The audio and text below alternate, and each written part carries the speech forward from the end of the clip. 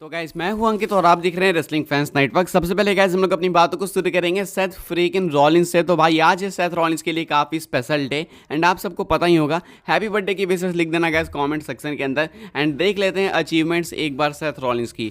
2x WWE champion यानी कि 2 time WWE champion रह चुके हैं, 2 time universal champion, farmer world heavyweight champion भी रह चुके हैं, फर्स्ट एवर NXT चैंपियन थे, 2 बार इंटरकॉन्टिनेंटल चैंपियनशिप भी जीत चुके हैं, 2 बार यूनाइटेड स्टेट्स चैंपियनशिप भी जीत चुके हैं, 6 बार बन चुके हैं भाई टैग टीम चैंपियन, 6 बार जीत चुके हैं टैग टीम चैंपियनशिप। 2014 में mister money in the bank बने थे एंड इसके बाद का कैश इन कौन ही भूल सकता है। इसके बाद हाइस्ट ऑफ द सेंचुरी इन्होंने क्रिएट करी थी रेसलमेनिया 31 के मेन इवेंट में एंड 2019 के मेंस रंबल मैच के विनर भी रह चुके हैं। रेसलमेनिया को इस साल नाइट 1 को मेन इवेंट भी करा एंड नाइट 2 में भी काफ़ी इंपॉर्टेंट रोल था। MVP भी बोला रॉक ने इनको रेसलमेनिया का, साथ में फ्यूचर हॉल ऑफ फेमर भी है। तो ये है गाइस सेथ रॉलिंस की अकॉम्प्लिशमेंट्स। 38 साल की एज में 38 ईयर्स ओल्ड है करेंटली सेथ रॉलिंस आज के दिन के हिसाब से एंड हैप्पी बर्थडे की विशेष गाइस मेरी तरफ से भी। आप लोग भी कमेंट सेक्शन के अंदर लिख सकते हो, इनके भी कमेंट सेक्शन में जाके जरूर से लिखना सेथ रॉलिंस के, बिकॉज भाई रॉलिंस कुछ गिने चुने ऐसे सुपरस्टार्स में से हैं जिनको मैं पर्सनली पसंद करता हूँ। मुझे बहुत कम टैलेंट्स पसंद आते हैं लेकिन Roman Reigns, Seth Rollins, rock ये उनमें से हैं and I think Seth Rollins Roman Reigns almost same level पे है मेरे लिए, बिकॉज रोमन ने जितना कंट्रीब्यूट करा है रॉलिंस ने भी WWE को सिमिलर ही कंट्रीब्यूट करा है। ये कुछ 19-20 का फर्क होगा लेकिन दोनों शील्ड ब्रदर्स भाई, फॉर्मर शील्ड ब्रदर्स अचीव करते जा रहे हैं WWE के अंदर बहुत कुछ। अभी रोमन का बर्थडे था 2-4 दिन पहले, अभी रॉलिंस का आज बर्थडे है, तो देख लो भाई रिलेशन भी काफ़ी करीब का ही लगता है दोनों का, यहाँ पे भी 19-20 का ही अंतर है। तो वंस अगेन भाई हैप्पी बर्थडे की विशेष मेरी तरफ से सेथ फ्रीकिन रॉलिंस को। लेट्स सी कब करते हैं वापसी WWE के अंदर, तो है देखना है कि परफेक्टली कब आते हैं, कब वापस आके अपनी फ्यूड स्टार्ट करते हैं best in the world CM पंक के साथ। तो वंस अगेन भाई हैप्पी बर्थडे की विशेष मेरी तरफ से सेथ फ्रीकिन रॉलिंस को। आगे बढ़ते हैं गाइस, बात करते हैं अगली स्टोरी के बारे में जो कि समर स्लैम को लेके। क्या समर स्लैम भी यूके जाने वाला है? क्या समर स्लैम हमें यूनाइटेड किंगडम से देखने को मिल सकता है? बहुत सारे इवेंट्स यूके जा रहे हैं, मनी इन द बैंक हो चुका है, क्लैश ऑफ द कैसल हो चुका है, इस साल फिर से क्लैश ऑफ द कैसल होगा रेसलमेनिया की डिस्कशन से एंड क्या अब समर स्लैम भी जाएगा?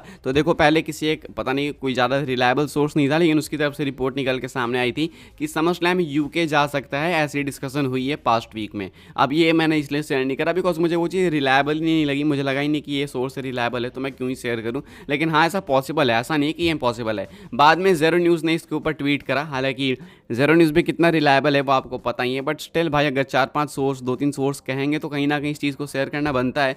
तो ये 2 GIF शेयर करते हैं एंड ये दोनों GIF अगर आप देखोगे तो साफ पता चल जाएगा इससे कि समर स्लैम के यूके में होने को ये टीज कर रहे हैं। हालांकि ये इम्पॉसिबल भी नहीं है, ये बिल्कुल पॉसिबल है बिकॉज समर स्लैम को भी लेके मैसिव प्लान्स हैं, उसको भी रेसलमेनिया की तरह बनाना है। तो अगर रेसलमेनिया को यहाँ ले जाने का सोच सकते हैं तो समर स्लैम क्यों नहीं। By the way summer slam 2026 already 2 night event है एंड वो अनाउंस हो चुका है। समर स्लैम 2024 इस साल हमें देखने को मिलेगा ही मिलेगा, तो 2025 ही बीच में एक बच जाता है, तो मोस्ट लाइकली समर स्लैम 2025 के लिए ही ये बातचीत है, 100% उसके लिए ही है। तो देखते हैं भाई। अब आपसे मेरा क्वेश्चन है कि आप समर स्लैम को यूके में जाते हुए देखना चाहोगे?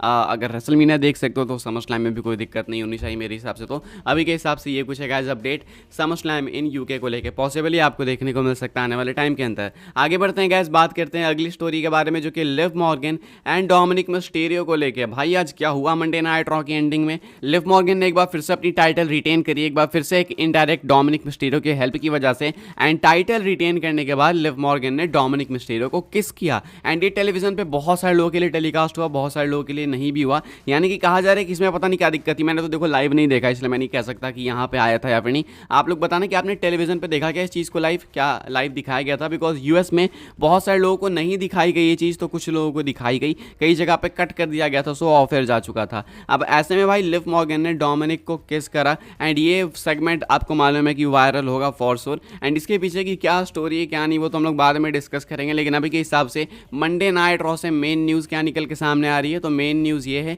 कि स्टील केज मैच था बेकी एंड लिव मॉर्गन के बीच में टाइटल के लिए। लिव मॉर्गन उसमें किसी भी तरीके से रिटेन करती हैं टाइटल को एंड उसके बाद डोमिनिक को किस करती हैं एंड ये सेगमेंट वायरल है। आपको मालूम है कि क्यों वायरल है? एक तो भाई किस, ऊपर से Liv Morgan and Dominik Mysterio. मानना पड़ेगा भाई, लोग कह रहे हैं कि डोमिनिक की किस्मत बहुत अच्छी है, पहले रिया रिप्ली एंड अभी लिव मॉर्गन। अब लोगों का ऐसा कहना है तो मैं आपके साथ शेयर कर रहा हूँ। बाकी अभी के हिसाब से ये सेगमेंट काफ़ी वायरल है, वंस अगेन रिपीटिंग एंड इसके नंबर्स मैं आपको बाद में बताऊंगा 24 घंटे बाद या फिर 15-16 घंटे बाद, या अगर रात तक कुछ निकल के सामने आता है तो। अभी के हिसाब से भाई इस सेगमेंट के ऊपर आप क्या कहना चाहते हो कमेंट करके बताना एंड शायद सिर्फ ये एक बिगिनिंग है, आगे मे भी कुछ और भी आपको देखने को मिले। तो अभी के हिसाब से भाई नेटफ्लिक्स पे जैसे जैसे करीब जाएगी WWE, आई थिंक और ज़्यादा चीज़ें एजियर होती जाएगी। आगे बढ़ते हैं गैस, बात करते हैं अगली स्टोरी के बारे में जो कि बेकी लिंच को लेकर। तो बेकी लिंच तो बेचारी हार गई भाई, अगेन एक बार फिर से टाइटल अपॉर्चुनिटी उनको मिली वापस से रिकैप्चर करने के लिए, लेकिन यहाँ पे हार गई। एंड बेकी लिंच ने इसको लेकर ट्वीट भी करा, वो मैं आपको दिखाऊंगा। लेकिन पहले ऑफ एयर की ये वाली फुटेज देखो आप।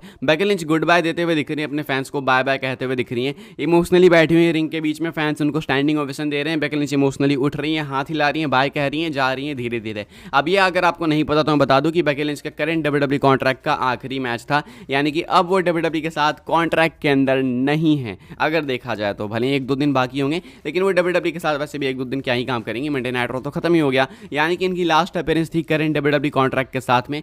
तो ये एक सोचने वाली बात है कि इन्होंने WWE के साथ नई डील साइन नहीं करी है। इसका मतलब क्या है? इसका मतलब ये ऑफ पे जाने वाली हैं, लीव लेने वाली हैं कुछ टाइम के लिए, एंड उसके बाद जब ये वापस आएंगी तो उससे पहले मोस्ट लाइकली ये न्यू डील साइन करेंगी। अभी के हिसाब से बेकी ने ट्वीट भी करा, बेकी लिंच आप लोग देख सकते हो कि फोटो पोस्ट करती हैं बैक स्टेज जाते हुए, एंड लिखती हैं कैप्शन टू बी कंटिन्यूड। यहाँ पे इन्होंने लिखा है कि आगे भी कंटिन्यू होगा। अब क्या कंटिन्यू होगा? क्या ये WWE के साथ कंटिन्यू करेंगे आगे, या फिर एक लंबा लीव लेने वाली हैं उसलिए कह रही हैं कि टू बी कंटिन्यूड, बाद में कभी देखेंगे आगे कंटिन्यू करेंगे, वो देखना होगा, वक्त बताएगा। अभी तो अपडेट वगैरह है नहीं ज़्यादा कुछ, लेकिन हाँ मैं आपको इतना बता सकता हूँ कि बेकी लिंच आज मंडे नाइट रॉ के बाद काफ़ी इमोशनल दिखी, फैंस भी उनको स्टैंडिंग ओवेशन दे रहे थे। आगे बढ़ते हैं गैस, बात करते हैं हम लोग अपनी नेक्स्ट एंड फाइनल स्टोरी के बारे में जो कि एलेक्सा ब्लिस को लेके।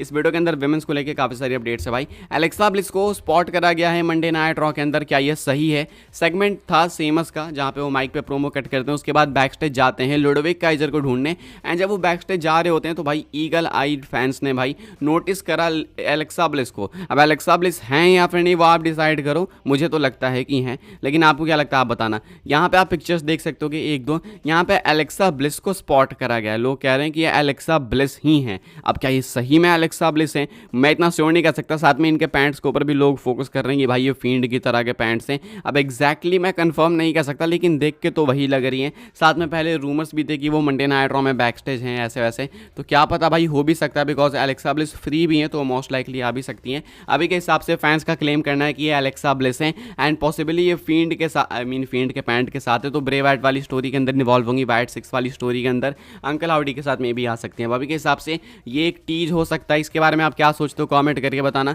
फिलहाल क्लेम्स है कि ये एलेक्सा ब्लिस है, क्या सही में ये एलेक्सा ब्लिस है या फिर नहीं वो आप डिसाइड करना, आपको क्या लगता है। अभी के हिसाब से मुझे तो लगता है टू बी ऑनेस्ट कि एलेक्सा ब्लिस ही है, बिकॉज काफ़ी सिमिलर हैं। अगर आप बाल देखो या फिर बॉडी देखो, सब कुछ देखो, तो देख के पता चलता है कि एलेक्सा ब्लिस ही है। फिलहाल गाइस यही कुछ अपडेट्स इस वीडियो के लिए। आई होप सो आपको इन्फॉर्मेशन मिली हो तो वीडियो को लाइक करें, शेयर करें, सब्सक्राइब करें, चैनल को फॉलो कर सकते हैं मुझे इंस्टाग्राम एंड ट्विटर पर, लिंक आपको मिल जाएगा डिस्क्रिप्शन में। ज्वाइन कर सकते हैं व्हाट्सएप चैनल को, उसके भी लिंक है डिस्क्रिप्शन में।